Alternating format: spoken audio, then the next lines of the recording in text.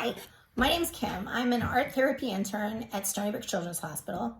Normally, I would be coming into your room to see if you wanted to do an art project or some art therapy with me, but due to the coronavirus, I can't be at the hospital with you.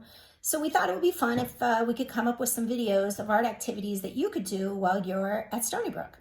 So today I picked a project called roller coaster names. It's a pretty easy and fun coloring activity where you're going to end up with an abstract picture using your name, or like if you wanted to use a secret code or like a secret message. It's sort of fun. When you're done, you could use it to see if your nurses can guess what you wrote, or your child life specialist. You can try and trick them or stump them and see if they can figure out what you've written in your roller coaster names artwork. So let's get started. I hope you'll give this one a try. It's really fun and pretty easy. Okay, so what you're gonna need for today's project is you're gonna need some white paper, some ink pens, a permanent marker for tracing the outlines, a pencil, and you can also, instead of markers, you could use crayons, or you could use watercolors.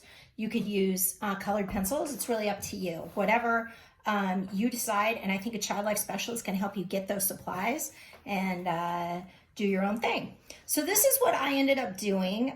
This is my roller coaster names project. I got my name on the top, which is Kim, my dog's name Otis, and my cat's name Lupe. So let me show you how I got to this. So to begin with, you're going to take your pencil and you're going to start, I'm using 3 names, so I need 3 spaces, so I'm going to do 2 roller coaster lines. So I'm going to start with my first one going just like woo, like that across the paper. And then I'll do another one like that.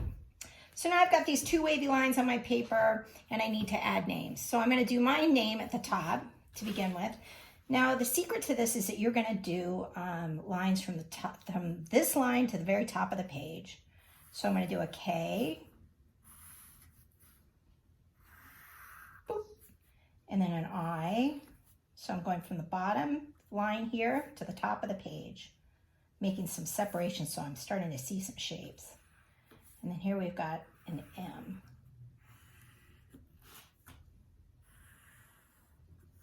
There we go. All right, so now I'm going to use my dog Otis's name. So I'm going to do an O, T, I, and an S. If you wanted to get really tricky, you could make these lines wavy or, you know, anything you wanted. You can be as creative as you'd like to be. So I've got Kim, Otis, and now I'm going to put Lupe on the bottom here. I'm going to do an L, and then a U, a P, boop, and then an E. I think I'm going to go over here with my E.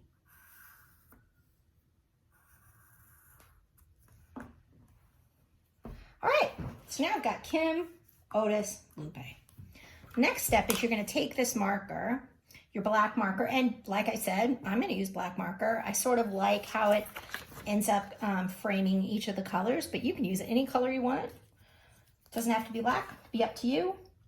And I'm going to just follow the pencil lines I made. Now, if you don't exactly follow them, it's not a big deal. You can use your pencil eraser to erase the pencil.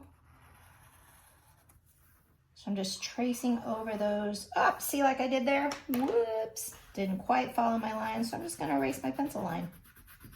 You'll never know.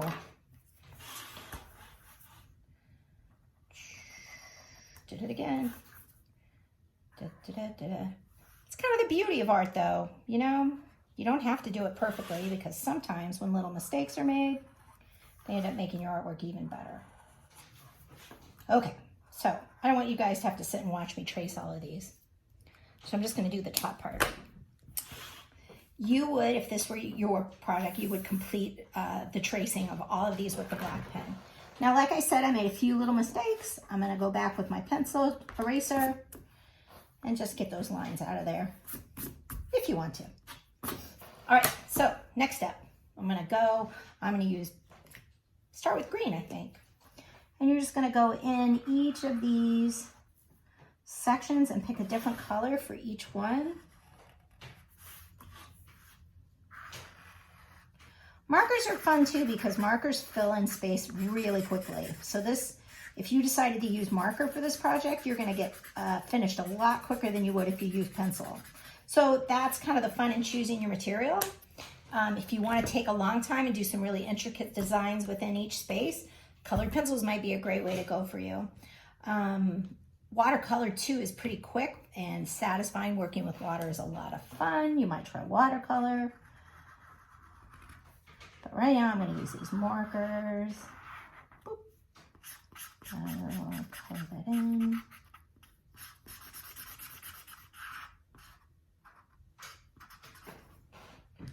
Okay, let's see. How about pink color?